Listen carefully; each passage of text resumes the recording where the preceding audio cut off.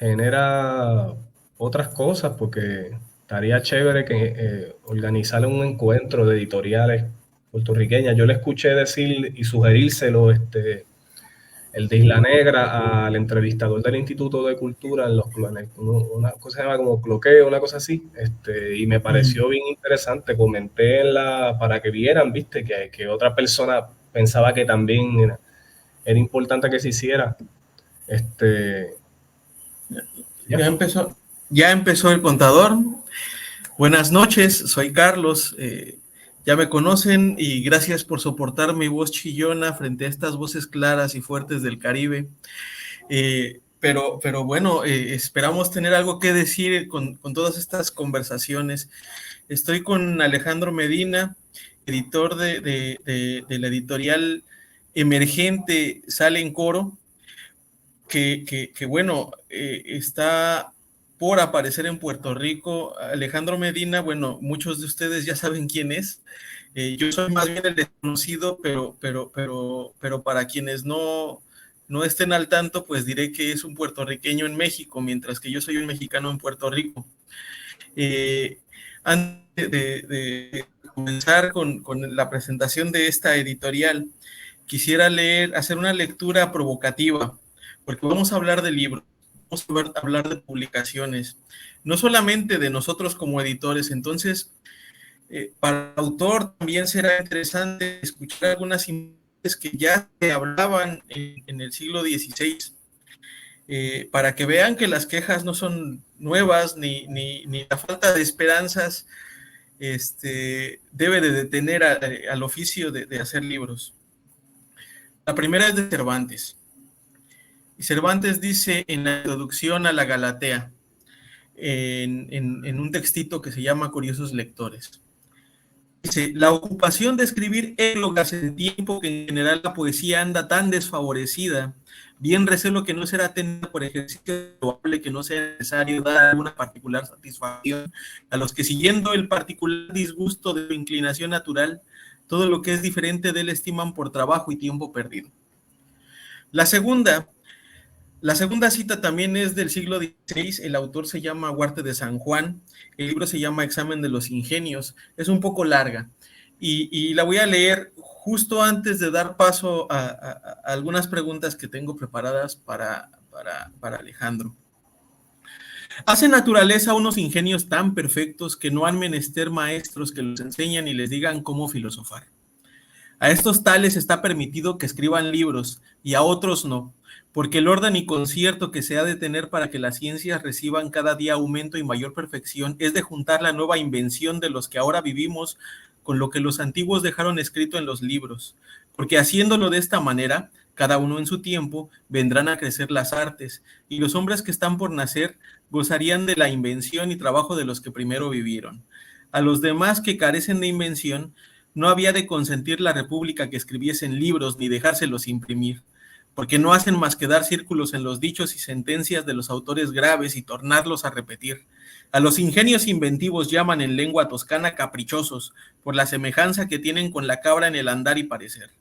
Esta jamás huelga por lo llano, siempre es amiga de andar a sus olas por los riscos y alturas y asomarse a grandes profundidades, por donde no sigue vereda ninguna ni quiere caminar con compañía.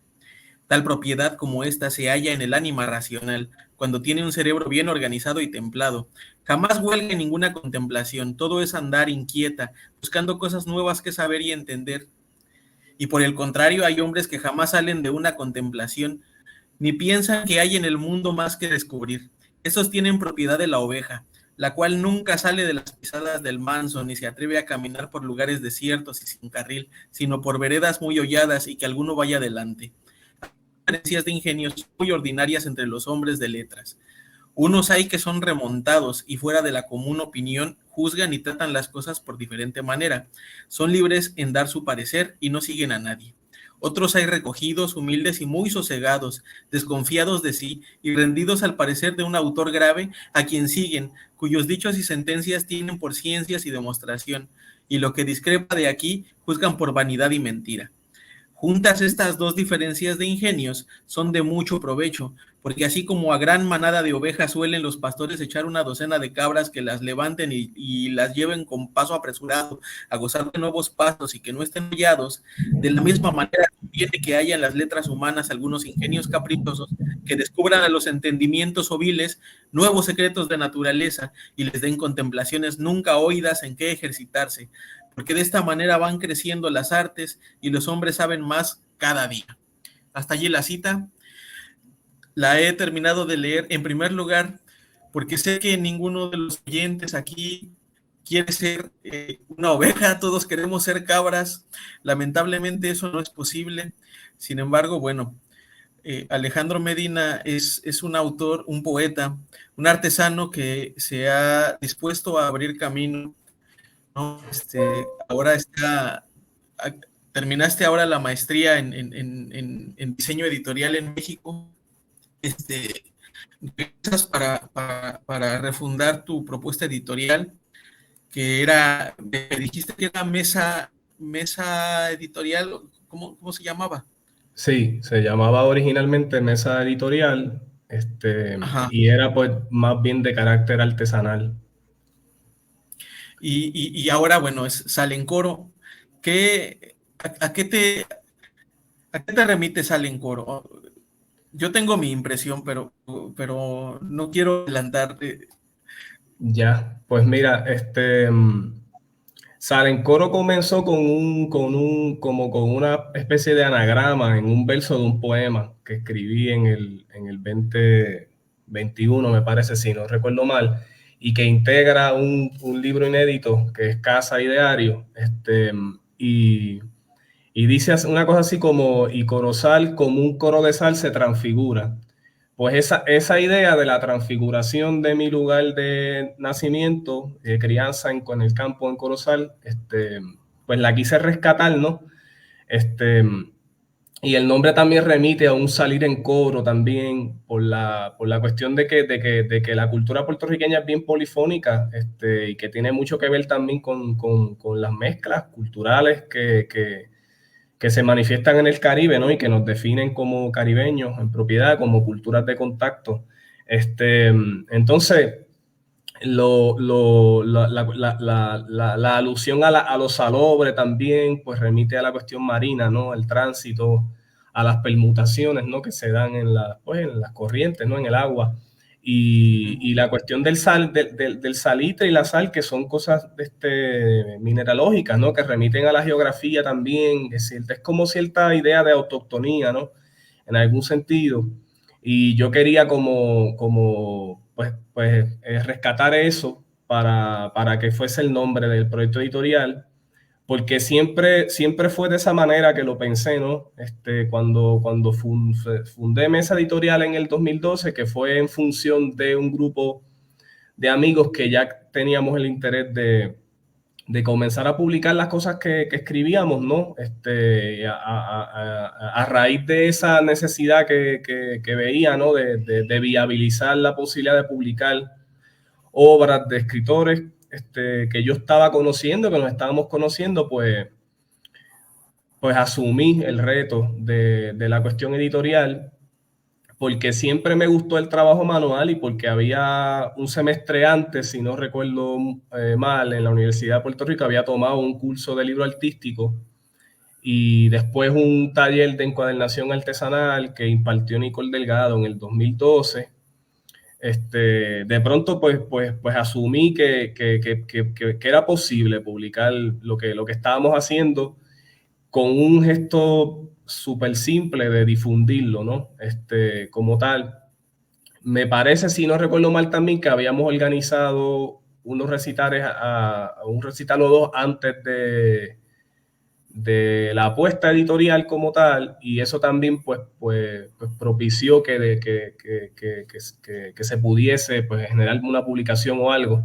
Y hablo en concreto de Isamara Salota, de Heckman Lee Río, de Kenneth Cumba, Félix Meléndez y otros compañeros un poco más periféricos que estábamos como conociéndonos y escribiendo con mucho entusiasmo en ese año 2011 pues que desembocaría en que a partir del 2012 empezáramos como a publicar, ¿no?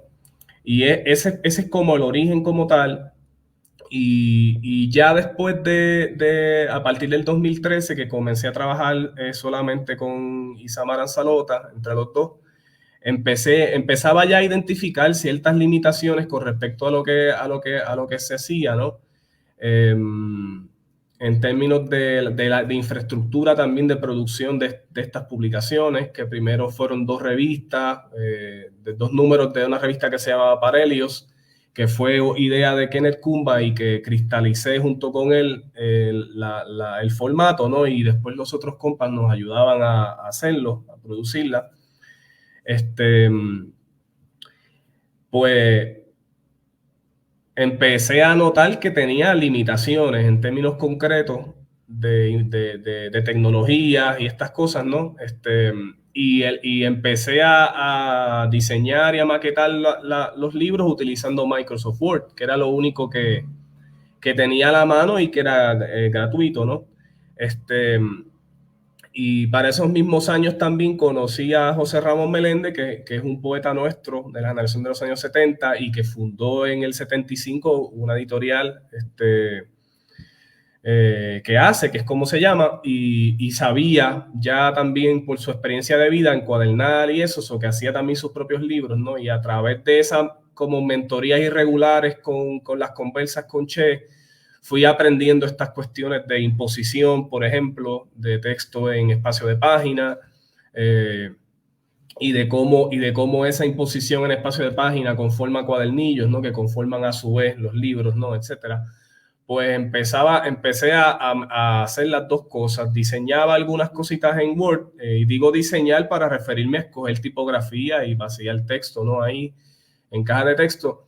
Y después imprimía eso y con las manos literalmente y con tijera y pega imponía, construía los cuadernillos a mano, y con la cuestión de la fotocopia iba a un lugar de impresión y pedía que me imprimiesen, no sé, 100 copias de lo que yo llevaba, y eso después pues con los compañeros compaginábamos y encuadernábamos. Y eso definió todo lo que se hacía desde Mesa Editorial hasta hace 2 años atrás, cuando entonces decidí ingresar al programa de producción editorial.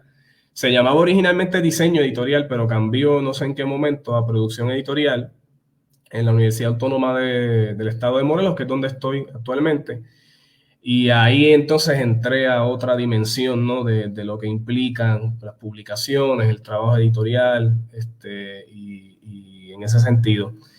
No sé si ha sido un buen resumen, pero valdría recalcar que era producción completamente artesanal, vinculada a las artes del libro, que era algo que a mí me interesaba de por sí. Y esa mezcla de artes del libro con artes literarios fue lo que engendró el proyecto de lo que se llamó Mesa Editorial.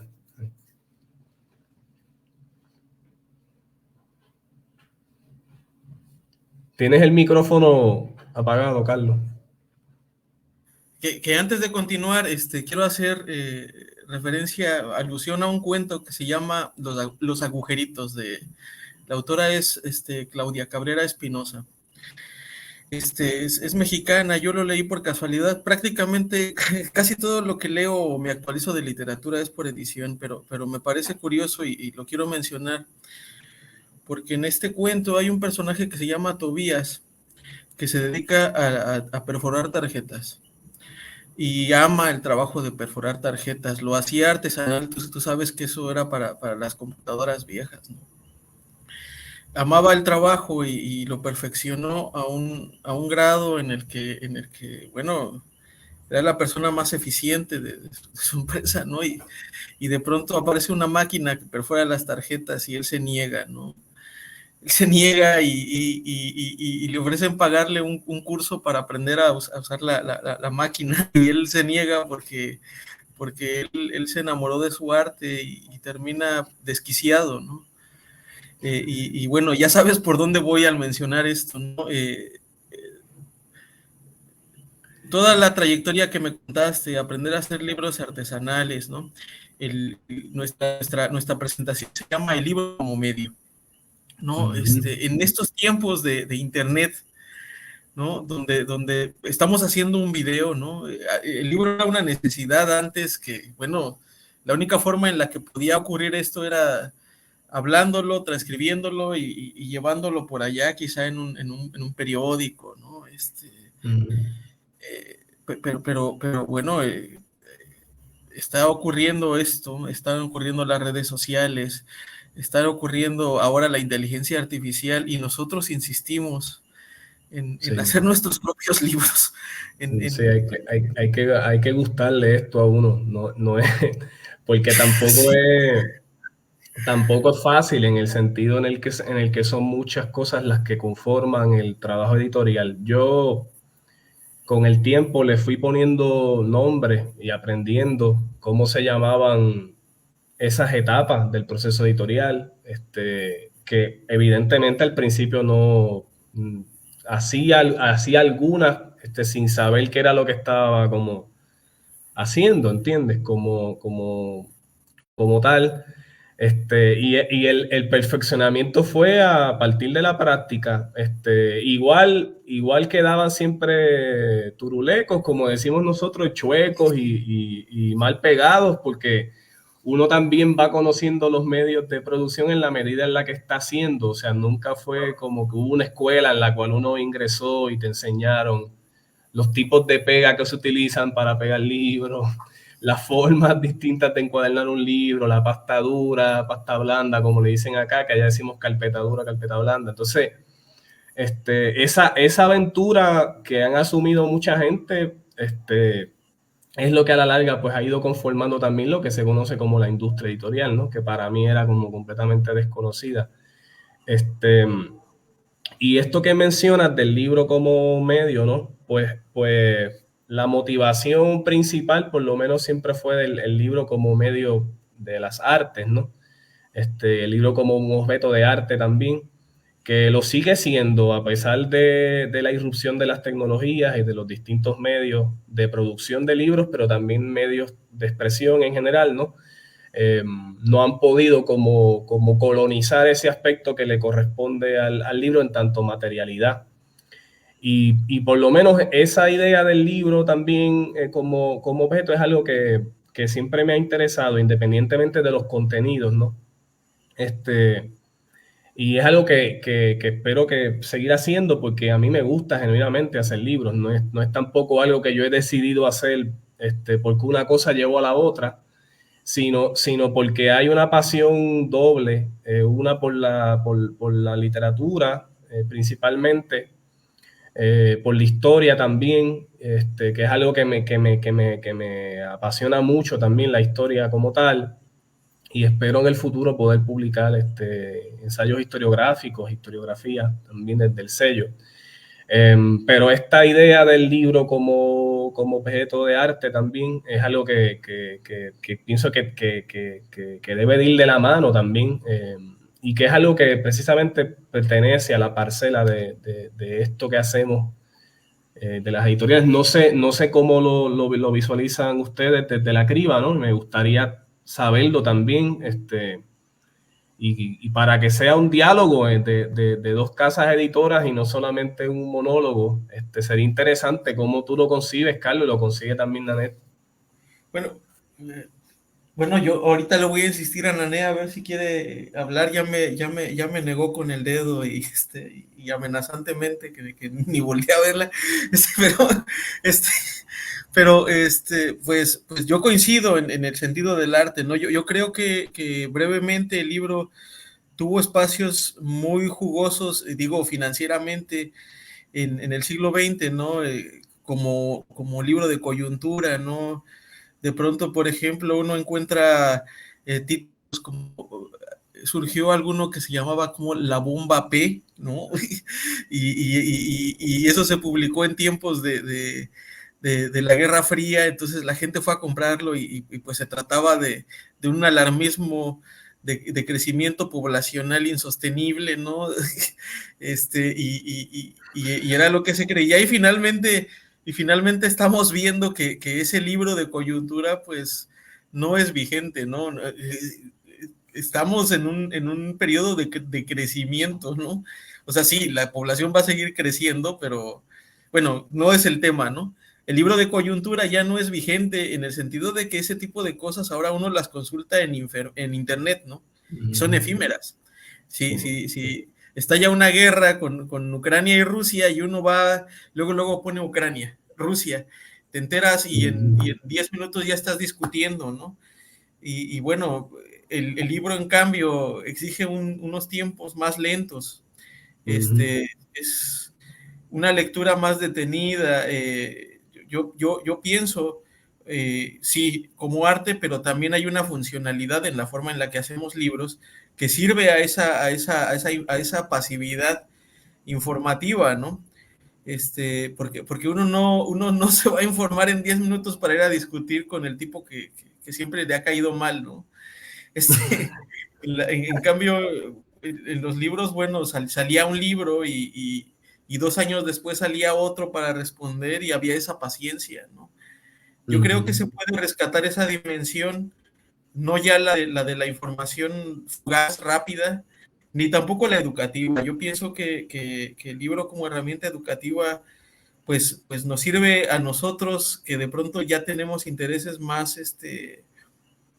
como dirigidos, pero a un niño al que se le está tratando de insertar un programa que le es completamente ajeno, yo creo que hay herramientas más funcionales en este momento y se insiste en el libro, quizá por alguna presión empresarial, financiera, porque pues había recursos que se inyectaban a las editoriales de allí, pero eso ya es pura presión política, ¿no? Yo creo que el libro va a sobrevivir por otras características.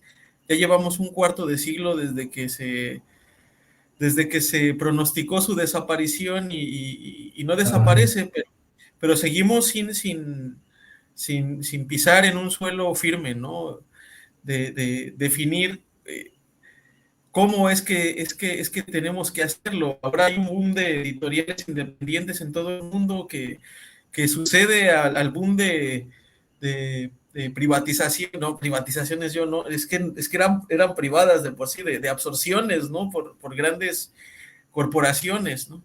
Sí, Y están haciendo cosas como nosotros, pero aún así creo que de pronto prima la desesperación porque bueno, hay un problema de productividad, ¿no? Nos cuesta más producir un libro que alcanzar o llegar a su valor en el mercado de pronto, ¿no? O sea, yo de pronto siento que producirlo es más caro que lo que uno puede obtener vendiendo y tomando en cuenta toda la cadena que se alimenta del libro, ¿no? Promotores, libreros, y que es válida, ¿no? El libro lo necesita, pero en ese sentido son costos que se han consolidado tradicionalmente y que tras un duro golpe de cambios de economías y de otras competencias, Netflix es nuestra competencia en cuanto a ocio, ¿no? Y no, a veces no podemos concebirlo, ¿no? Pensamos que somos entre chiquitos, pero no, o sea, nuestra competencia allí es Netflix y hay que ver cómo convencer al público de que aquí hay opciones de ocio, ¿no? sí. De pronto nos desesperamos y empecé leyendo lo de Cervantes justamente porque, pues en realidad nunca ha habido muchos lectores, ¿no? En aquel entonces que parecía que quedaba todo por hacer, pues en realidad la mayor parte de la población era analfabeta, ¿no? Y y entonces pues no hay por qué desesperarse, ¿no? Más bien es irle moviendo a la fórmula y en ese sentido paso a la siguiente pregunta, ¿no? Que yo no sé qué tan atrevida sea. Yo no sé si tú lo quieres mantener en secreto por ahora, ¿no? Pero quisiera preguntarte, ¿cuál es el modelo de negocio de Salencor? O sea, ¿cuál es el aparato digestivo? ¿Cómo recupera valor en este panorama tan complicado, ¿no? que estamos pintando? Pues mira, esa pregunta sí es como complicada de contestar en el sentido en el que Salencoro está en un estado de embrionario en esta nueva fase, ¿no? Viene siendo un hijo maduro de lo que era Mesa Editorial, pero incluso también durante el tiempo en el que se estuvo trabajando en ese proyecto, pues en términos de haber podido consolidar una idea de negocio como tal, nunca se llegó a dar, ¿no? Yo lo que puedo decir de cómo lo concibo, ¿no? Lo que hago lo concibo como un proyecto político cultural. Cultural en la medida que aspira a difundir la producción literaria puertorriqueña y intelectual, espero que en un futuro no muy lejano, y que ha sido preponderantemente la prioridad, y político en la medida en la que su independencia va ligada con la independencia de las instituciones y de los modos de producción culturales centralizados, ¿no? Entonces, como esa viene siendo en propiedad la línea editorial, ¿no? Publicar y difundir literatura puertorriqueña desde una perspectiva descolonizadora principalmente, pero descentralizada también. Esta otra noción y este ámbito del aspecto económico del asunto siempre quedó como relegado, ¿no? Y yo he tenido que aprender sobre esto a fuerza y no de muy buen agrado la mayoría de las veces. Entonces, hablando en propiedad de economía, yo lo que siempre pretendía era, ¿verdad? Y no sé hasta qué punto en algunos instantes sí lo logré o no, era de producir, ¿no? Hacer una primera inversión en materiales y producir un primer proyecto editorial que le dicen producto en la industria del libro, ¿no? Y que con la distribución y la venta de ese tiraje se financiara el siguiente. Y esto es un modelo que también aprendí de experiencia de los mayores, ¿no? Porque así funcionaba Libro de Viaje, que lo fundaron, si no me equivoco, espero no estarme equivocando, Iván Silén en Nayeli Rivera y Manuel Ramos Otero en los Estados Unidos. Si alguien que está viendo esto conoce más de ese trasfondo, puede con gusto iluminar que otras personas participaron de eso, pero me consta que Silén sí estaba. Y también cómo trabajaba José Ramón con qué hace, que producía un libro y con la distribución y la venta de esos libros producía el siguiente, ¿no? Pues un poco montándome en esa lógica de producir primero el tiraje de uno, que eso pues subventara y fundamentara y posibilitara la próxima. Me consta que en algunos casos sí funcionó, y en otros fue un fracaso total, porque también uno nunca sabe si lo que tú estás editando y produciendo gusta o va a ser leído, si la estrategia de difusión tuya fue asertiva o no. Que en mi caso y cuando trabajaba con Isamar a partir de 2013 fue focalizarla en la feria de artesanías y eso, ¿no? Dado que las publicaciones pues también eran de índole artesanal, pues ese era como el mercado que yo más o menos veía en el cual podíamos insertar lo que estábamos haciendo. Ya después de esa experiencia, yo me he cuestionado mucho esta cuestión de cómo poder producir libros que funcionen para la editorial en tanto permitan el mantenimiento de la misma.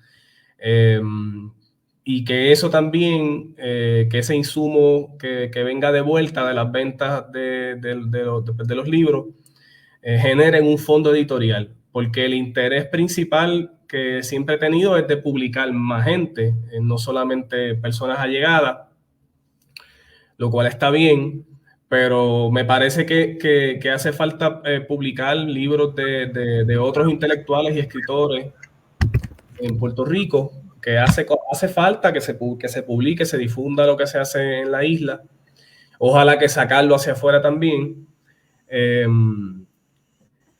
Pues para lograr eso hace falta un fondo editorial, y cuando uno pues anda también buscándoselas en la vida, porque tampoco es que yo sea una persona de dinero, ¿entiendes? Y tenga dinero para invertir en todo un aparato de una editorial como con unidades de negocio en concreto, ¿no?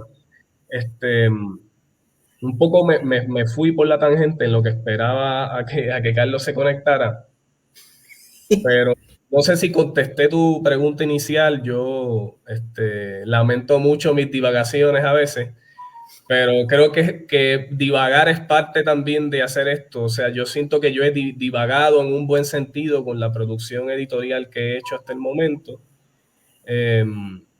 Y ya me acordé, o sea, nunca ha habido una idea de negocio concreto, Carlos. Realmente ha sido todo una improvisación sobre la marcha. He tratado de que las cosas que he publicado que vienen después, ya resumí el sistema y en eso pues había consistido hasta el momento. No sé si ese ha sido tu caso también, por ejemplo, tengo curiosidad también, y Sí, cómo lo por piensas. supuesto, ¿no? Este, yo, por ejemplo, a mí, cuando yo empecé a interesarme en la literatura, bueno, había en la juventud algún interés tangencial, porque mis padres siempre me motivaron, pero más tarde, en la juventud, de pronto empecé yo a leer uno por uno todos los libros que tenía mi papá, que estudiaba antropología. Algunos no los leería ahora, pero en todos encontré algo, ¿no? Y así me fui guiando hacia la literatura, ¿no? De hecho, de eso quiero hablar más adelante respecto a que a veces uno miente mucho en la mercadotecnia, porque yo creo que tomar los libros vale la pena, ¿no? Pero bueno, entonces, después, igual que tú, mi primer interés en aprender a hacer libros fue porque yo también escribía, ¿no? Ahora es algo que esporádicamente y por hobby, cuando tengo tiempo, termino un cuento o algo, pero no tengo intenciones más allá de ello, porque ya me conformé en el mundo de la edición, ¿no? Y me conformé en el mundo de la edición en mucho con ayuda del Fondo de Cultura Económica, donde, bueno, empecé a interesarme por temas de economía, ¿no? Por trabajo, por atención a los asuntos, ¿no? Lo mío empezó como una crítica a cómo funcionan las empresas, ¿no? Yo no sé si esto finalmente va a funcionar. A veces aquí nos ponemos a discutir cuál va a ser el futuro de la editorial, qué tenemos que hacer. Ahora no digas nada, los libros se tienen que levantar por sí mismos porque son un medio, no. Ahora tenemos que hacer mucha publicidad porque esto no está funcionando. Entonces, pues vamos viendo sobre la marcha, ¿no? Pero mantenemos esa postura crítica a lo que se ha conformado como una empresa, ¿no? Que se supone que vigila el mercado y que el mercado le dice qué es lo que se está demandando y por lo tanto qué es lo que es un buen negocio. Para mí los libros no tienen nada que ver con eso y no pueden tener nada que ver con eso porque los libros tienen que abrir necesariamente espacios nuevos que no están demandados, ¿no? Y a eso va la segunda cita que leí al principio sobre los ingenios caprichosos, ¿no?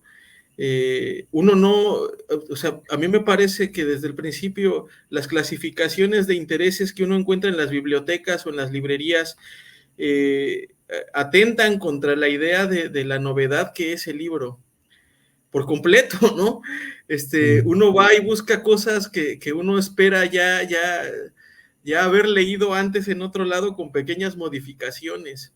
Y eso suele ser recursivo, la caja de resonancia famosa que se supone que solamente las redes sociales han configurado. No es cierto, uno iba a la librería y pues si no te interesa no lo compras, ¿no?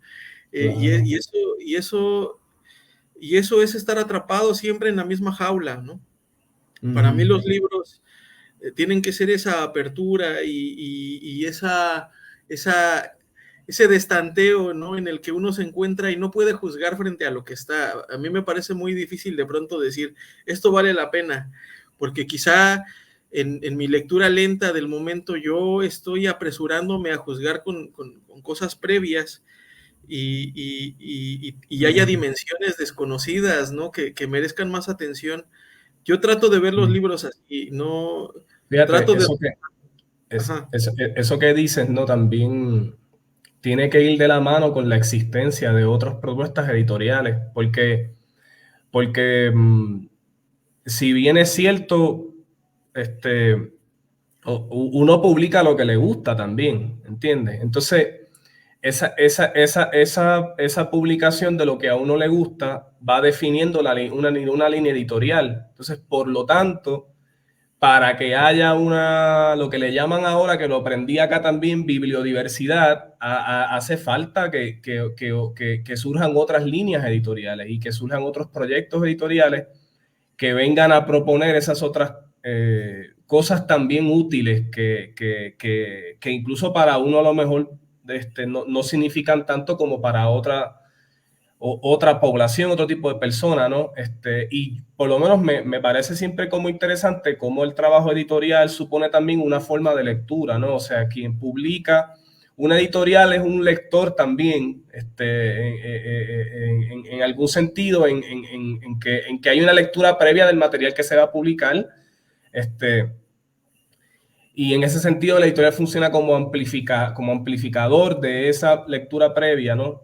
Y eso define el horizonte de una editorial también y en las que son como conglomerados grandes, ¿no? Pues esos serían los mercados, ¿no? Una línea editorial genera un mercado, porque otros que leen como tú también buscan lo que tú estás publicando, ¿no? Y igual comparto contigo esta otra noción de que los libros no tienen nada que ver con eso tampoco, tú sabes, se inserta en lo económico en la medida en la que todo forma parte de la cultura, ¿no? La economía es una parcela de la cultura, la política también, pero eso genera siempre como esas tensiones extrañas entre lo que es un modelo económico y lo que es un proyecto editorial. Y mi receta, que siempre ha sido como desentenderme de eso, en algún sentido, no sé si sea la adecuada, ¿no? ¿Verdad? Porque también he notado cómo uno puede también enajenarse de ciertas cosas, enajenarse de canales de difusión, enajenarse de puntos de venta, enajenarse de otros proyectos también. Yo como lo veo, me funciona para la salud, para que haya una salud del proyecto editorial y una salud de uno mismo también, porque la exposición la exposición a los contextos en los que se produce literatura, intelectualidad en Puerto Rico suelen ser hostiles a veces, ¿no? Entonces, una buena dosis de aislamiento, de tranquilidad, de paz, de salud dentro de un proyecto editorial, pues desemboca en que lo que se publique vaya con todo el cariño y el esfuerzo y el trabajo que amerite.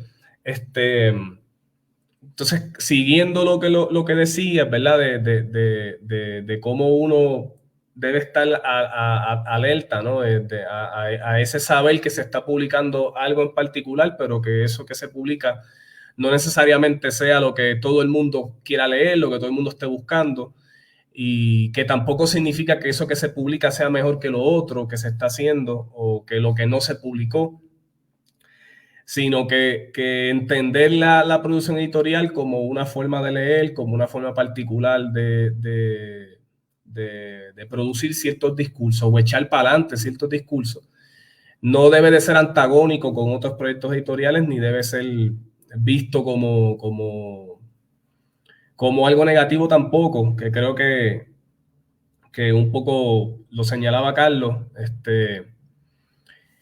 y por lo menos de esa manera he tratado de visualizar lo que hago, y lo que espero hacer también en el futuro, ver de qué manera abrir el panorama de las publicaciones también.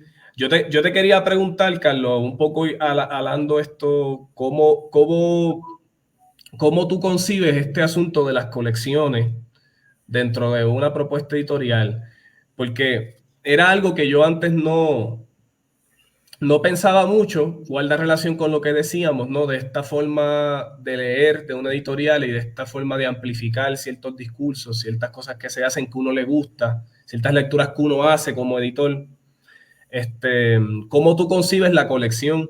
Porque a mí me parece que es como lo mismo, pero no sé si en otros, como lo mismo en el sentido de que también son distintas lecturas y que uno las aparcela y las va como organizando, ¿no? Pero no sé si tú lo ves de otra manera, o sea, cómo tú concibes las colecciones dentro de una editorial.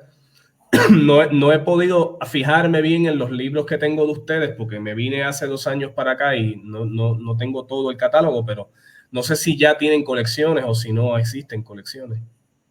Pues mira, es, para nosotros era importante tener un reconocimiento comercial, una marca que fuera distintiva de nuestros productos, ¿no? Si eres la criba, pero además sabes que los libros que tengan esta forma van a ser de poesía, los libros que tengan esta forma van a ser de narrativa, etcétera, ¿no? Y bueno, iniciamos con un número de la colección Puntapié y luego le dimos descontinuidad porque para mí como lector no funciona tanto, ¿no? Yo, yo de pronto tuve aquí un redescubrimiento de la poesía, lo he dicho ya en varias ocasiones, y en el sentido de que me cambió la forma de leer la poesía y de percibirla. Yo no soy una persona muy rítmica, tampoco soy una persona muy penosa, ¿no? No sé bailar, pero no me da pena moverme y estar allí agitándome y que la gente se ría, ¿no? Y con la poesía, bueno, siempre tuve ese problema, yo no siempre sigo el ritmo o la métrica. Trataba de verlos como crucigramas, son metáforas y por lo tanto tengo que descifrar las referencias, tengo que descifrar el bagaje cultural del poeta. Eh, este, eh, por ejemplo, al leer a Huidobro, tenías que saber que había trabajado no sé dónde, etcétera, ¿no? Y eso me la volvía muy tediosa. Pero cuando llegué aquí empecé a ver un uso de las imágenes que me pareció muy característico, ¿no? Empecé a ver las cosas de otra manera, como más gráfica, ¿no? Como ese traslado de las palabras a una proyección en mental o en la pared o donde quiera que fuera, ¿no? Y entonces, ahora, después de haber tratado de hacer una colección, de pronto siento que no puedo meter todo allí porque se me abrió una multiplicidad, ¿no? Y sobre esto, bueno, otra cosa de la que estabas hablando hace poco, ¿no? Uno publica lo que le gusta. Hace tiempo recibimos alguna crítica, bueno, es que tú publicarías esto, publicarías lo otro. Bueno, la verdad es que sí, porque tengo algunas cosas culposas que contar, ¿no? En algún momento me tocó entrar en una peluquería, ver libros que estaban allí, algunos de autoayuda, ¿no? Había un libro, un autor que en México en aquel momento era muy criticado y yo también era de los que decían, ay, no, ahí está ese tonto otra vez, ¿no? Porque la gente más conservadora en las escuelas que daba educación asustaba a los adolescentes con ese tipo de lecturas, ¿no? Entonces yo entro en esta peluquería y está allí el librote de Carlos Cuauhtémoc Sánchez y había fila, ¿no? Y, y dije, pues es hora de avanzar en simplemente tirar diatribas porque sabes que esto es una porquería para asustar a adolescentes, ¿no? Y me puse a leerlo, ¿no? Y me di cuenta de que, bueno, yo no sé si realmente el tipo se está burlando de sus lectores, ¿no? Yo no sé si se está burlando, pero me pareció muy gracioso y muy performático en ese sentido, y sí literario, ¿no? Porque soy yo haciendo este show que yo no me estoy creyendo, ¿no? Eso fue lo que me pareció esa lectura. Y después en algún momento, otra anécdota fue que alguien me dijo que quería leer todos los libros y yo dije, ¿de veras, no? Y lo dije en el tono de, bueno, yo soy corrector y sí me ha tocado leer, no todos los libros, pero sí cosas que no me gustan o que no, yo no tomaría. Y termino encontrándoles una utilidad, ¿no? Un punto de comunicación, ¿no? Sí. En corto, yo soy una persona de izquierda y me tocó leer una cosa de ultraderecha bien, pues bien fumadota, ¿no? Y bueno, pero a final de cuentas es interesante porque siempre que me encuentro con alguien que no piensa como yo es discutiendo y jalándonos los pelos y tirándonos las peores piedras. Y al hacerlo en un libro es distinto porque él se está dirigiendo a gente que piensa como él, con toda la tranquilidad del mundo. O cree que se está dirigiendo a personas que piensan como él. Pero fue completamente distinta la experiencia y no porque me haya convencido, ¿no? Sino porque creo finalmente que la conversación es posible y que hay puntos, quizá no de contacto, pero puntos que uno se puede sentar a hablar más tranquilamente. Tú dices esto por esta razón, yo no lo había entendido así. No me convences, pero, ¿no? Y en ese sentido, las colecciones no me parecen tan convincentes, me parece más una estrategia de mercado y una estrategia para vender. Yo las pensaba de otra manera completamente distinta. Como para mí una colección, ¿verdad? Tiene detrás una intencionalidad. Además de los contenidos que tengan los libros que la conforman, la colección que acoge esos contenidos tiene una intencionalidad. Por ejemplo, una colección de historiografía, ¿no? Que espero poder desarrollarla en el futuro. Vista la línea editorial de una editorial X que se proponga publicar libros desde una perspectiva descolonizadora, descentralizada, etcétera, esa colección de historiografía que tiene un nombre X conglomera una lectura de la historia conforme también a esas ideas que están detrás del trabajo editorial. Entonces yo las veía como una manera de ordenar los contenidos que se producen dentro de una editorial de tal manera que esa colección informa a las otras colecciones e informa a su vez la propuesta de la editorial. O sea, lo veía con una función como práctica y de orden al interior de una editorial, y como un índice, ¿verdad? Si una persona va a una mesa donde están los libros y ya conoce tu sello editorial, y ve colección Medea, que se llama así, Medea, qué sé yo, ya sabe que dentro de ese título, dentro de ese índice, se encuentran otros libros que ya te han gustado de la misma propuesta editorial y puede ser un incentivo o un facilitador para que la persona se decida por el libro, ¿no? Y bueno, y ahora creo que acabo de caer un cuento un poco en tu perspectiva y creo que sí también es un mecanismo de publicidad, ¿no? Pero igual yo nunca lo pensé como de esa manera. Y me ha parecido interesante porque yo no hacía esto antes. Esta manera de pensar lo que producía como estos contenidos que pueden entrar dentro de estas casillas que conforman una colección, ¿no? Era algo que yo no me planteaba y que aprendí después y que me interesa desde este lugar en el cual lo comparto contigo, ¿no?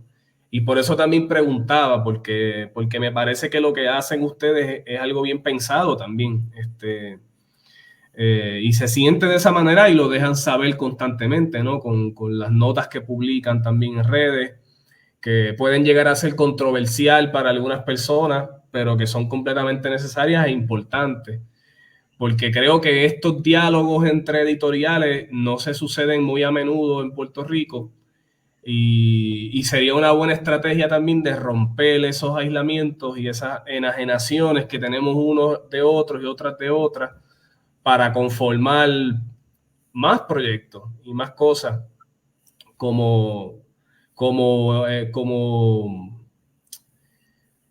¿cómo se llama la de editoriales independientes aquí en México, Carlos? Es que se me olvida. Yo sé que dentro de la CANIEM está la que es la Cámara de la Industria Editorial en México. Hay ahora mismo como una oficina aparte de las editoriales. ¿Cómo es que se llama eso? ¿No te acuerdas? La verdad es que no estoy, no estoy Nada, al tanto, ¿no? digámosle, no me acuerdo cómo se llama ahora, que se llama así como Asociación de Editoriales Independientes. ¿Ves? Como ese tipo de cosas, a lo que voy, ¿no? Bueno, Este, ajá. que, que, que las editoriales deberían de entrar en diálogo, mano. Pienso que es algo que no, que como que no está pasando, porque en algún sentido pienso que la competencia entendida como el yo querer estar a la vanguardia de lo que se está haciendo o el yo querer proponer los mejores discursos y las mejores propuestas de lo que yo creo que es la poesía, de lo que yo creo que es el ensayo, de lo que yo creo que son los temas del momento, nos enajenan de cosas que pueden ser mucho más productivas, como que esa polifonía entre dentro de algo que las proyecte, ¿no? Este, hacia adelante y que creo que tu país en comparación con mi nación intervenida, lo tuvo más claro desde antes, ¿no? O sea, a mí me fascina de tu país, de México, y podremos tener diferencias con toda esta cuestión de lo que hablamos de la economía y lo que las instituciones, etcétera, pero, brother, hay una conciencia de que eso forma parte del capital cultural mexicano, ¿entiendes? Y eso se entiende de esa manera y se busca la manera de fomentar eso. Entonces, eso es algo que en Puerto Rico ni remotamente se le ocurre a la gente que está en el gobierno. Yo creo entender por qué también, ¿no? Y mis compatriotas podrán hacerse la idea, ¿no? También, porque hay un asunto de que hay una economía, intereses económicos externos para con Puerto Rico que nos limitan en esa asunción de los proyectos propios, en términos ya sean económicos, culturales, etcétera, ¿no? Entonces, creo que sería súper fascinante que las editoriales empezásemos a dialogar entre todas y me parece gufiado, chévere, esto que hacen ustedes de publicar notas esporádicas, ¿no? En las redes, que viabilicen ciertos diálogos o ciertos cuestionamientos y que le caiga el sello a quien le tenga que caer y que le caiga mal a quien le tenga que caer mal también, o sea, porque no entiendo por qué tampoco, pues, porque tenemos que evitar los conflictos también, o sea, no, eso yo no lo comprendo, la sociedad es una sociedad conflictiva siempre y siempre van a haber contradicciones y sobre esas contradicciones se levantan los proyectos sociales, o sea, no es de otra manera, o sea, no siempre van a haber fuerzas pugnando, ¿no? Y yo creo que el trabajo Incluso, editorial se trata de eso, mano, o sea, el trabajo editorial lo implica, por esto que veníamos diciendo de publicar lo que a uno le gusta o lo que uno decide publicar versus estas personas de las que hablamos, de los conglomerados estos como Penguin, Random House o editoriales un poquito pequeñas pero con más alcance, de querer publicar ciertos temas, ciertas cosas porque es lo que creen que se va a vender, ¿no? ¿Verdad? Y pues yo tampoco estoy pasando un juicio de valoración sobre eso, ¿no? Pero creo que se pueden hacer más cosas con respecto al trabajo editorial y que estaría interesante que sucediese. bueno, yo creo que en realidad esto del protagonismo del editor es algo completamente nuevo y que responde a una necesidad, ¿no? Por ejemplo, en México ahora hay todas estas carreras, porque son varias maestrías que se han abierto, ¿no? Pero yo creo que eso es a raíz de una crisis empresarial, ¿no? Y te lo digo, sí, la crisis existe, pero yo no sé si eso es lo que motiva la apertura, ¿no? Yo lo leo así, yo creo que sí. Y yo creo que entonces allí uno empieza a conocer editores que empiezan a hacer personalidades, pero todo eso es a partir de la crisis, porque bueno, la figura del editor siempre fue silenciosa, siempre fue Anónima. invisible Sí. y había que darle la preeminencia al autor en todo caso y nosotros estamos produciendo atrás, ¿no? Pero quizá este ánimo de tratar de llamar la atención pues para vender, ¿no? Porque pues, si no hay otra forma, ¿no? Finalmente uno puede detestar la mercadotecnia y todas las mentiras que a veces la conforman, pero uno igual se tiene que exponer. Y esto implica que si las discusiones están llamando la atención porque hay un interés en cómo funciona el libro, ¿no? Porque este interés nace quizá porque antes había un secretismo. La forma de producir libros tenía que ver con secretos a veces casi industriales, ¿no? El editor compartía sus secretos solamente con sus aprendices y tanto es así que, bueno, cuando uno empieza a aprender maquetación, corrección, te dicen, tienes que cuidar esto al final de la línea, pero no te dicen por qué. Es casi como un reflejo y tú podrías deducir, pero si no te dicen por qué, yo creo que eso es síntoma de ese secretismo que había entre una competencia editorial, ¿no? Incluso a veces cuando alguien habla, esta es una muy buena edición, hay muchas palabras huecas detrás, ¿no? Realmente... ¿A qué se refieren? ¿A qué se refieren cuando dicen que sí, que algo es una buena edición?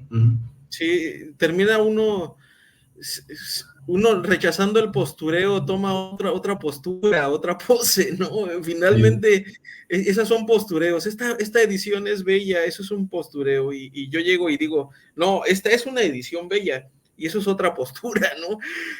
Ni modo, ¿no? Quizá no hay forma de escapar de esas cosas, ¿no? Pero sí hay forma de discutir y de decir, bueno, así como tú lo planteas, el conflicto nos llevará a sacar conclusiones más rápidas, ¿no? Yo mismo, gracias a atreverme luego a abrir tanto el hocico, he tenido que... Y respuestas colectivas también, Carlos, porque parte de estas posturas, de estos imaginarios que uno puede conformarse en la soledad del trabajo que uno está haciendo, son a raíz de la ausencia de compartir el oficio de manera colectiva, porque esto es un oficio y es bien bello también, y era un oficio que yo he sentido que para mí ha sido revelador y revelado también, en el sentido de esto otro que hablabas del secretismo, ¿no? Es una cosa que me recuerda hasta las escuelas herméticas, ¿entiendes? Como los iniciados a este tipo de cosas son los que conocen las mañas, ¿no? Y a mí lo más maravilloso que me parece del trabajo editorial precisamente es ese carácter de oficio que tiene y de precisamente ese cuidar las líneas para que el margen no te coma el texto si estás pegando en un lomo que le diste menos centímetros o pulgadas. ¿Sabes? Porque desde mi punto de vista eso es lo que sí conformaría una buena edición, ¿entiendes? No lo que otra persona diga en base al contenido del libro, tal vez, porque a lo mejor una persona puede pensar que una buena edición es una buena edición no sé, en base al contenido que está publicado ahí, no sé, que tenga 2 prólogos en vez de uno, un índice onomástico y no sé, ¿entiendes?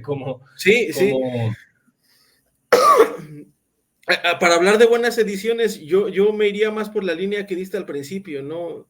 Esto es arte, es intención de arte, hacer un libro es intención de arte. Y finalmente la forma en que vas a juzgar eso es subjetiva, no es como estos criterios técnicos de los que hablas que están bien definidos. Para mí una buena edición, como alguien que técnicamente se dedica a vigilar distractores, pues una buena edición es la que tiene menos distractores y menos... pero eso es una cosa técnica. En otra dimensión está el arte. Una manera de sintetizarlo, brother. Sí. Esos distractores, eso es lo que uno quiere evitar en una edición, precisamente, que no hayan ríos, que no hayan rosarios, huérfanas, viudas, que son cosas que distraen la lectura. Eso está súper interesante, mano, ese resumen que hace. Y bueno, Alejandro Medina, ¿de qué depende? Y perdón por decir tu apellido, pero es que quería hacer énfasis en que iba a seguir con la conversación sobre Editorial Salencoro, ¿no? ¿De qué depende la independencia de Salencoro? ¿De qué va a depender esa independencia? Bueno, mira, esto de lo independiente también es bien diablo. O sea, hay tantas maneras de uno señalar lo independiente, ¿no? Independiente de qué, ¿verdad? De si es independiente del mercado del libro, si es independiente de las instituciones, si es independiente no sé, por ser artesanal y no ser industrial. Por lo menos como yo lo concibo como puertorriqueño, ¿no?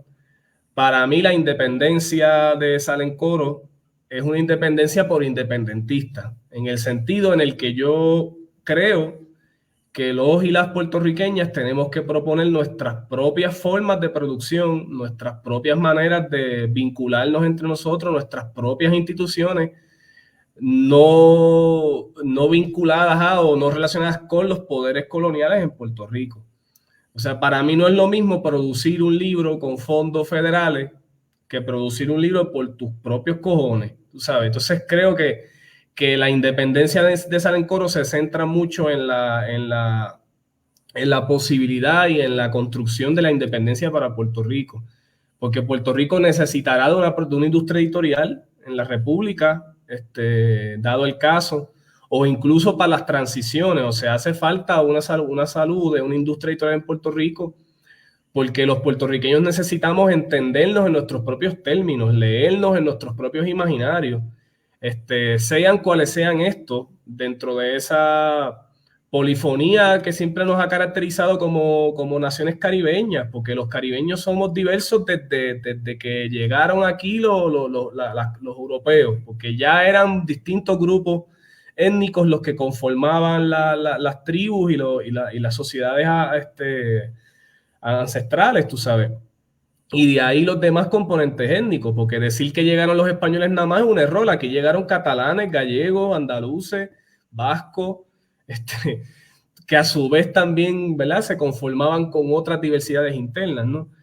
Igual también toda la raíz afrodescendiente, que es bien diversa. ¿De qué parte de África llegaron aquí los antepasados de muchos de los boricuas? Pero aún así, dentro de esa polifonía de voces, creo que hace falta cosas que lo organicen, cosas que organicen la nación puertorriqueña, que nos permitan proponer realmente en libertad lo que nos dé la gana de proponerlo, sin necesidad de esperar el reconocimiento de nadie, de las instituciones. Entonces, por lo tanto, es independiente también de las instituciones, en el sentido en el que no pedimos permiso para publicar lo que queremos publicar, porque no hay que pedirle permiso a nadie. Nadie tiene por qué dictaminar lo que uno quiere o tiene que publicar. Y para garantizar esa libertad, pues no se puede depender de ninguna institución. Desconozco cómo conciban la publicación independiente de otros compañeros y compañeras que estén haciendo publicaciones en Puerto Rico, pero por lo menos así lo concibo yo. Y también creo que es un proyecto pequeño, una editorial pequeña, y me gusta que sea de esa manera. No aspiro a que sea un monopolio, tú sabes, porque precisamente los monopolios funcionan como los imperios, anulan identidades, ¿no? Anulan voces. Entonces, pues no quisiera que la editorial se convirtiese en una editorial totalizadora, ¿no? Prefiero que sea que me acusen de panfletero a que me acusen no sé, de otra cosa, ¿no? Y porque también considero que es importante publicar los panfletos. O sea, también ya está bueno de estar minusvalorizando las propuestas que son estrictamente políticas. O sea, de eso se trata también. No creo que tengamos que publicar cosas que borren la condición colonial de Puerto Rico, cosas que no asuman nuestro problema nacional. Y bienvenidas las propuestas editoriales que quieran hacer todo lo contrario, tú sabes. No estoy atacando editoriales que quieran publicar literatura fantástica, ciencia ficción, ¿no? Desde esta esquina, pretende proponer cosas puertorriqueñas, con todo lo que eso significa, sin caer en esencialismos, ¿no? Ni en asunciones folclóricas de lo que es la puertorriqueñidad, que es una cosa completamente líquida, migrante también, sobre todo migrante, porque hay un tránsito constante de boricua al éxodo, ¿no? Pero creo que independiente por independentista, independiente de los discursos hegemónicos y de la manera en la que se produce la cultura en el país, vinculada a los fondos extranjeros, que bienvenidos cuando vengan, y cuando no los hay que producir como quiera, tú sabes. No sé cómo tú concibes la independencia editorial de la suya. Me consta que se fundamenta la libertad de expresión, porque los he leído, ¿no?, en las redes, pero no sé si hay algo más allá de eso, detrás de eso, ¿no? Porque como mexicano lo verás de una manera bien distinta. O sea, México es una nación constituida hace 200 años, y bueno, es un estado plurinacional realmente, y lo que eso supone también. O sea, tú vienes de un lugar, mano, que es bien complejo también. Entonces, ¿qué es lo que es independiente en México, entiendes? Versus lo que puede ser independiente en Puerto Rico. Bueno, estoy en Puerto Rico, ¿no? En México yo creo que tenía este proyecto y nunca, tal vez no lo hubiera iniciado, no me hubiera aventurado. Lo inicié aquí porque bueno, nuestra mudanza para acá no tuvo nada que ver con cosas laborales. Yo renuncié a mi trabajo para poder venirme acá, con mi esposa, y para que estuviera cerca de su familia, ¿no? Pues es el curso familiar que nosotros tenemos, pero en cuanto a independencia, es que a mí en México se me hace bien complicado pensar hay muchas figuras que me han inspirado, los Flores Magón. Recientemente leí un texto sobre editores que estaban haciendo unas revistas de izquierda en los 60 y los 70, y fueron duramente reprimidos, ¿no? El corno Y emplumado. pues estuvo duro, ¿no? Y estuvo tan duro que me llevó a algunas sospechas que no he podido confirmar bibliográficamente. Me gustaría, ¿no? Pero se me formó la idea de que el Estado mexicano había aprovechado las migraciones del sur, ¿no? Sobre todo de Chile y de Argentina, para formar un escenario en el que apoyaba la libertad de expresión. Miren, estos editores, ¿no?, que son de izquierda, están apoyados por nosotros y tienen todas las puertas abiertas, y eso nos da una careta democrática, ¿no? Mientras que al trabajo de edición crítico con el gobierno mexicano, pues primero estaba siendo ahorcado por el monopolio del papel que tenía el gobierno, ¿no? Y cuando eso no bastó para quebrar a las empresas, pues entró la policía, las amenazas y las encarcelaciones, ¿no?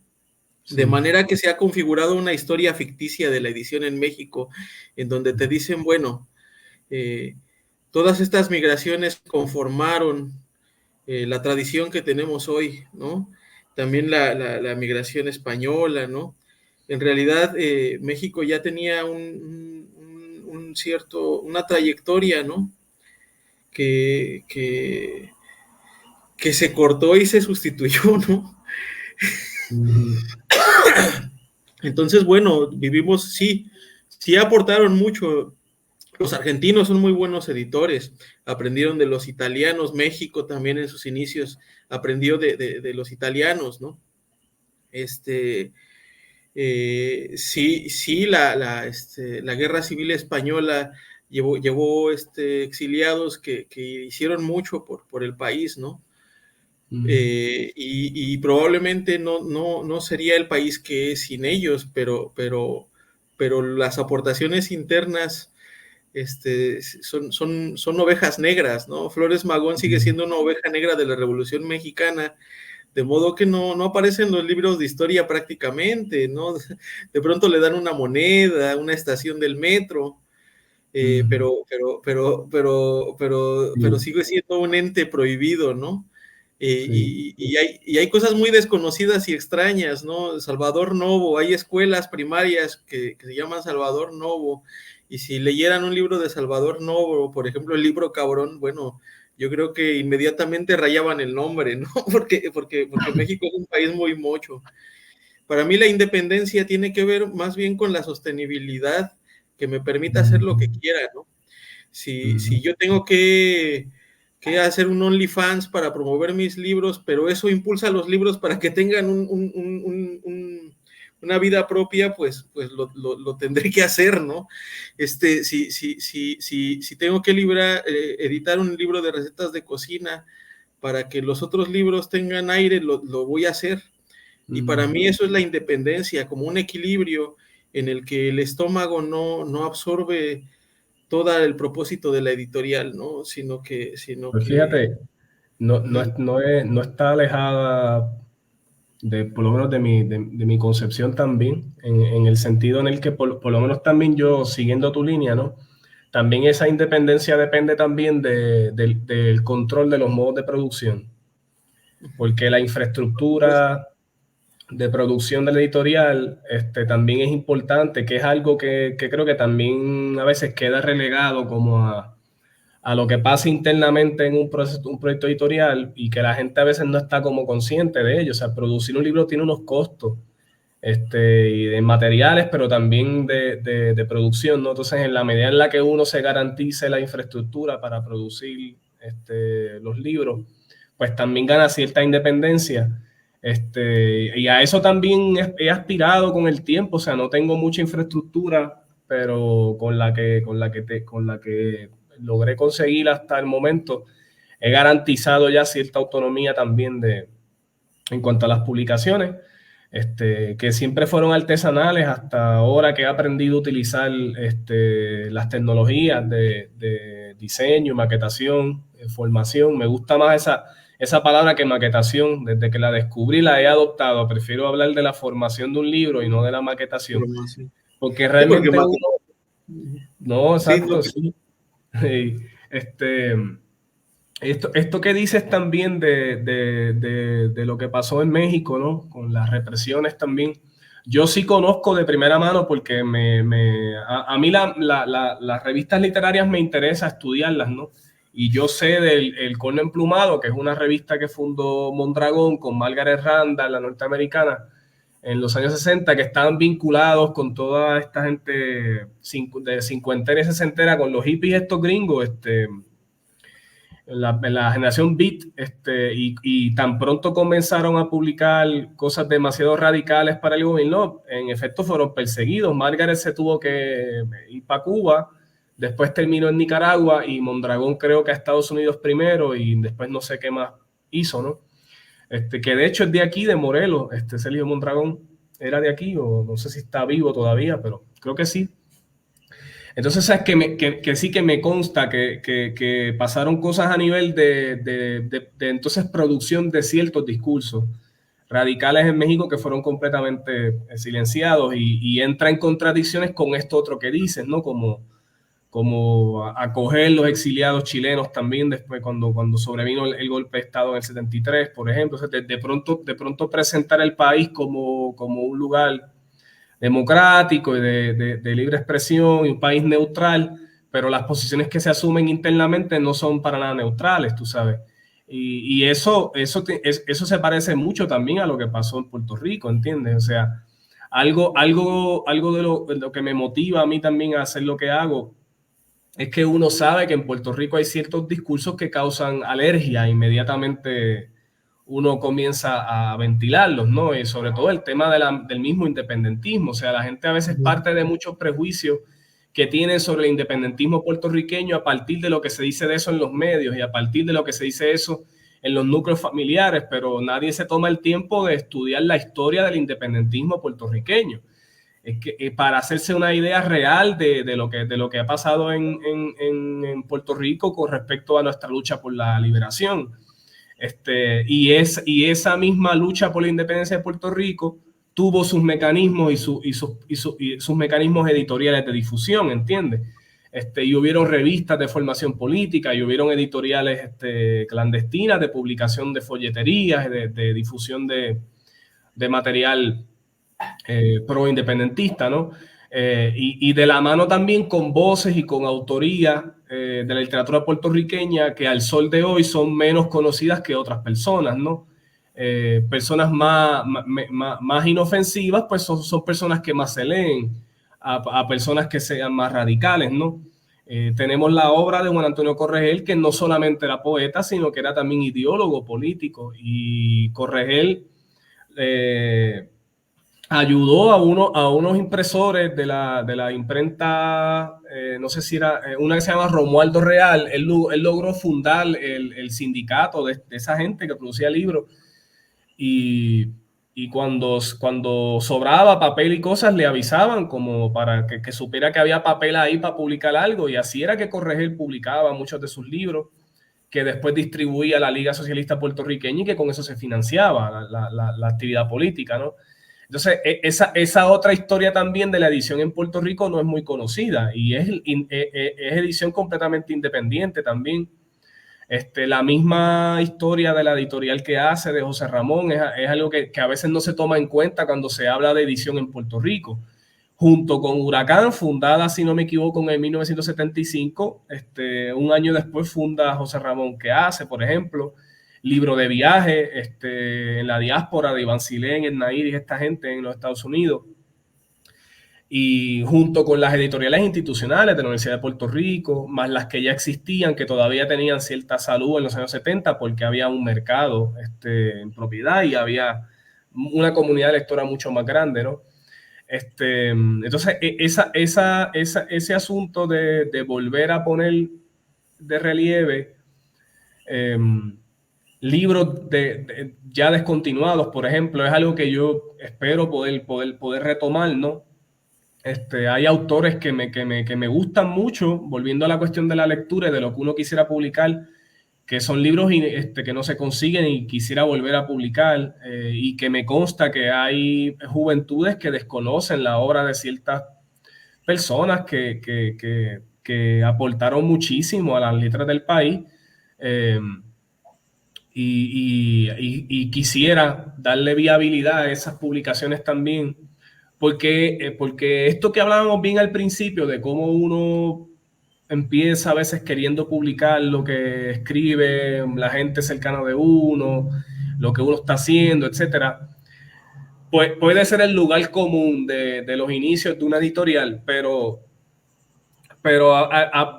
pasa bien pocas veces en Puerto Rico esto otro, de recuperar obras literarias que están descontinuadas y que se merecen ser publicadas de nuevo, ¿no? Y esto yo lo veo como un ejercicio de memoria. Puerto Rico es un país de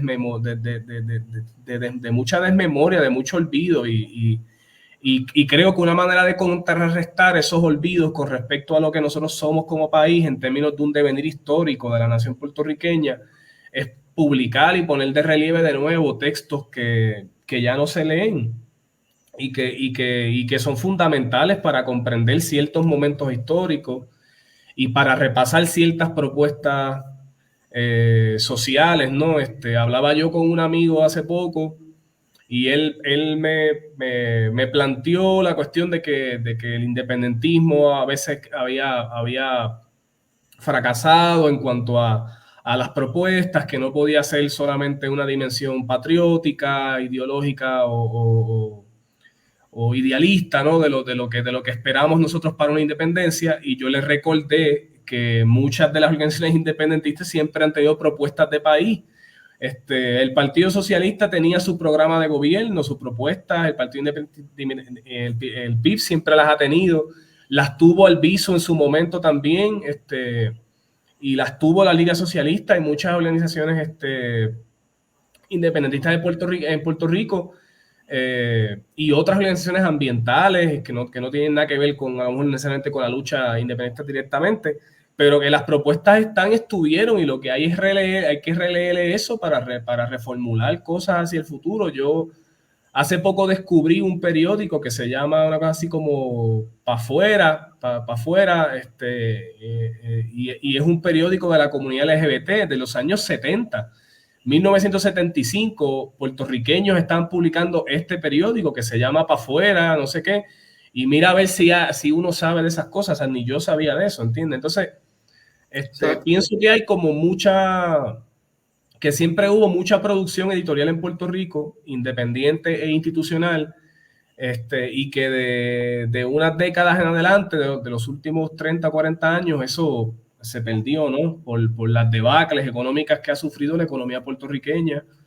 Por lo tanto, la economía del libro también, han caído como en el olvido, ¿no? Y que me parece necesario rescatar esta cuestión también de historial.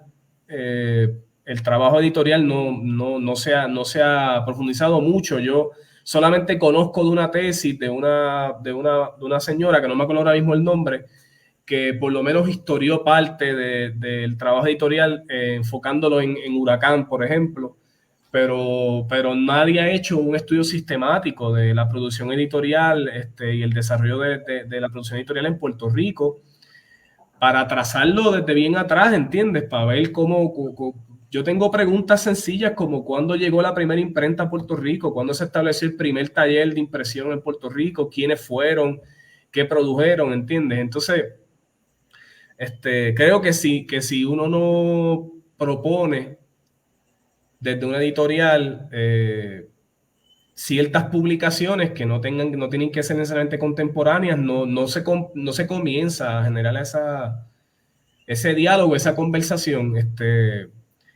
A mí me parece, perdona que te interrumpa, que me ha parecido fascinante el auge que ha habido en las últimas 2 décadas en Puerto Rico de editoriales pequeñas, independientes o como sea que se asuman los proyectos, y se está publicando mucho.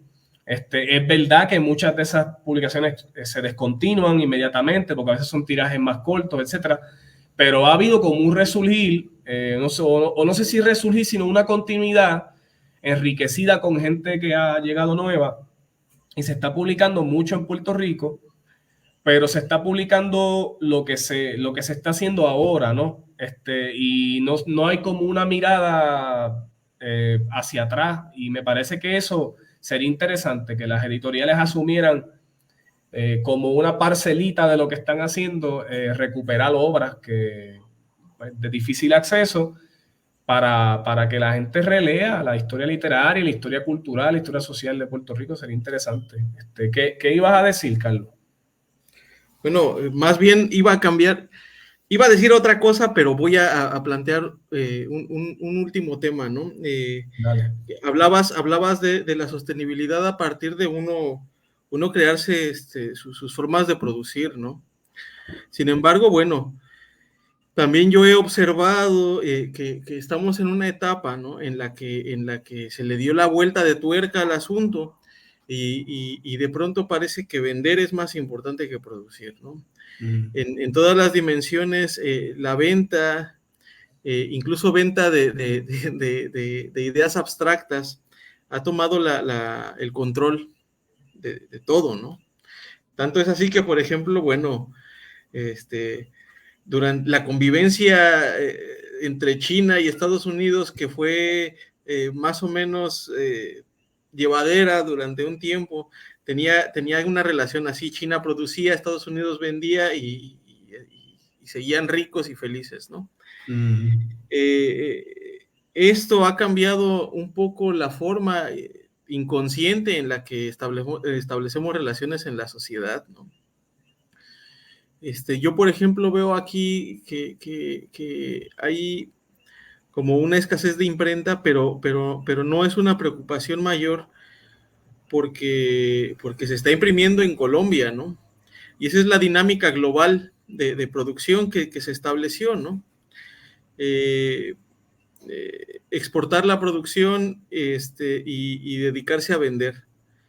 Y eso finalmente durante la pandemia generó problemas porque como se cerraron las fronteras, se paralizó la producción en muchos casos, y los países que se dedicaban a vender pues no tenían que vender, ¿no?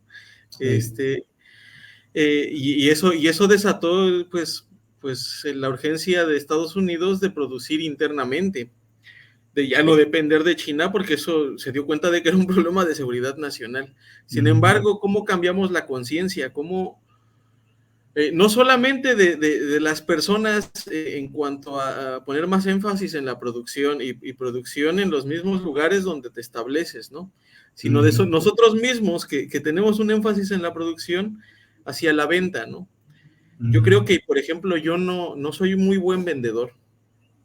Yo Me he enfocado tampoco. demasiado en la producción, pero y cosas que he despreciado mucho, ¿no? Por ejemplo, este último arranque publicitario que tenemos de la criba, pues son muy necesarias, ¿no? Es un dinamismo o sea, cómo a partir de ser editores, ¿no? Contribuimos a que la sociedad valore más la producción y nosotros mismos empezamos a valorar más el ejercicio de venta, ¿no? Sí, es un cambio de paradigma. Fíjate, Sí. entenderla como un ejercicio de participación de ese cambio de paradigma a nivel ya una escala nacional, internacional, ¿no? Me parece bien interesante. Yo creo que en ese sentido, entonces estamos en camino a nuestra independencia, con lo que eso implica en términos duales en Puerto Rico, ¿no? O sea, entonces realmente no somos editoriales independientes, sino somos editoriales en camino, en la construcción de la independencia. Y esa construcción de la independencia a estas alturas del siglo XXI ya deben ser proyectos internacionales, ¿no? Y me parece interesante esto que dices, porque es que ¿sabes? Lo proyectas a una escala de la actualidad que me parece fascinante, ¿no? En el sentido en el que también demuestra que la globalización en verdad no, no se va a sostener, la globalización transnacional, quiero decir, ¿no? Porque globalización siempre ha existido desde que la gente tenía canoas y se montaba en un barco y iba a otro lugar, o sea, realmente el globo siempre ha estado globalizado, ¿no? No es verdad que la globalización tiene una fecha de inicio, ¿no? O sea, siempre, desde que empezaron a salir los antepasados de África, estamos globalizando, o sea, ¿no? Pero entender entonces esta construcción de la independencia como una tarea de todas las naciones me parece interesante, y que de hecho conecta con esa segunda independencia que proponían los marxistas latinoamericanos, esa cuestión de catalogar a Cuba como el primer territorio libre de América, ¿no? En términos de su proceso, ¿no? Pensarlo en términos de la actualidad, de que todavía estamos construyendo esa independencia. Entonces, ya esa independencia tendrá que descolonizarse de la globalización transnacional para que en el futuro construyamos sociedades mucho más ecológicas, ¿no? Autosustentables también. Fíjate, da esta emoción pensar que uno desde la propuesta editorial puede aportar a ese proceso colectivo, ¿no? De demostrar cierta independencia con el ejemplo. Entonces a lo mejor no estuvimos tan equivocados en habernos enfocado en la producción más que en la venta, ¿no? Habrá que reforzar ese otro lugar en el cual estamos fallando, en mi caso fracasando rotundamente y en tu caso en proceso de desarrollo. Y me imagino que esto que estamos hablando, si todavía hay gente viendo este video, que llevamos rato aquí hablando entre los dos, a lo mejor es algo con lo cual se han estado enfrentando los que producen también libros y hacen esto que hacemos, ¿no? Tremendo, mano. Esto que planteaste estaba bien bueno, mano. Pues vamos a irnos despidiendo porque ya va siendo hora y media de transmisión. Sí, Tú sabes que tú y yo cuando nos ponemos a hablar, pues nos amanecemos, pero sí, me ciertamente. gustó mucho la mención de Nicole Delgado como una mentora, ¿no? Porque eso quiere decir que ella tenía este espíritu caprichoso del que hablamos al principio, ¿no? Claro, Y sí. que bueno, es una formadora de manos editoriales en Puerto Rico, ¿no? Sí. Y uno va aprendiendo y escuchando con estas conversaciones, ¿no? A ver si Sí, en algún momento tenemos la oportunidad también de hablar claro. con ella y aportar este diálogo del que hablabas, ¿no? Sí. Y te Y agradezco mucho. también, y también la gente mayor también, porque, porque si bien es cierto el insumo de la gente que somos más jóvenes, ¿no? De Nicole Delgado, de otras editoras también, no, Emergente, no me acuerdo cómo se llama la primera parte del nombre, por ejemplo. ¿Sabes? Hay gente por ahí haciendo, ¿no? Joven, pero la gente de antes, ¿entiendes? Como José Ramón Meléndez, Néstor Barreto también, y el fallecido Esteban Valdés. ¿Sabes? Hay como otra gente de otros momentos que también son buenos maestros y que estaría bien chévere generar el diálogo, ¿entiendes? Sí. Entre las editoriales que persisten y las que están ya engavetadas o que persisten pero con menos exposición para eso Sí, mismo, para fomentar la formación de la edición en Puerto Rico. Digo, no estoy quitando la importancia de lo que acabas de decir, simplemente añadiendo que los mayores también tienen muchas cosas que compartir y están ahí todavía y hay que aprovecharlo, porque Liliana Ramos falleció hace poco, por ejemplo, pero Liliana junto con otras compañeras de su generación fundaron la revista Reintegro y antes de Reintegro Zona de Carga y Descarga. Y todavía queda gente viva de ese corillo, ¿entiendes? Luis César Rivera formó parte, creo, de esa revista también y sería bueno ¿sabes? Entrevistarles, mano, motivarlos para que hablen de esas experiencias editoriales que también fueron contestatarias, que también fueron independientes por sus pantalones. Sabes que tampoco estamos inventando nada nuevo exacto. en el mundo editorial, sino Sí, estamos como retomando y refundando cosas que tuvieron su momento. sí. Por ejemplo, también está ahí por allí está Patricia Gutiérrez de Plaza Mayor Ujú. que brega y que está en la dimensión más empresarial, ¿no? Y hay muchas cosas que aprender, ¿no? Ojalá pudiéramos hacer en algún momento como una especie de esfuerzo editorial entre varios para hacer pues un catálogo como el del fondo, de libros sobre libros, ¿no? Sí, O en también. España había una editorial que hizo, ¿no? Y donde O, rescatemos o- todas estas historias y experiencias, o por si lo se menos puede. o por lo menos unas primeras jornadas de la edición, tú sabes, una primera reunión para compartir lo que se hace, ¿me entiendes? Y después eso, porque a mí también me funciona mucho la gestión cultural, que no lo hablamos, ¿verdad? Que podemos dejarlo para otro momento. Como la producción editorial es también gestión cultural, o por lo menos como yo lo concibo, ¿no? A generar primero actividades, ¿no? Multitudinarias, primero de pocas personas y después eso va creciendo. En donde converger, como crear los espacios para el encuentro y de esos encuentros después salen proyectos editoriales. Y a lo mejor eso sería fundamental, en general encuentros primero para ver qué pasa, ¿no? Y escuchar las experiencias de las demás personas y así, los que sepan más de economía dirán lo suyo, los que sepan más de producción lo suyo, lo propio, ¿no? Y de los procesos editoriales también. Hay muchos temas que pienso que si se asume la gestión, ponerse para el problema, se logran cosas chéveres, tú sabes. Pues, Nada, de mi parte les quiero agradecer la invitación a esta conversación. Empecé medio frío, después me voy soltando, tú sabes, con los temas. Ayuda a que la pantalla no se para de quienes puedan estar expectando y de uno, ¿no? Así que en buena hora por esto, por ustedes, para la criba y que se siga dando estas conversas que no tienen que ver necesariamente con lo que hacemos, que son los libros, sino también con los procesos que llevan a cabo, que se llevan a cabo para que se produzcan los libros. Así que gracias. nuestra propia metaficción. Gracias Exacto. y esperamos con mucho entusiasmo a Salen Coro. Sabemos que va a tener este éxito.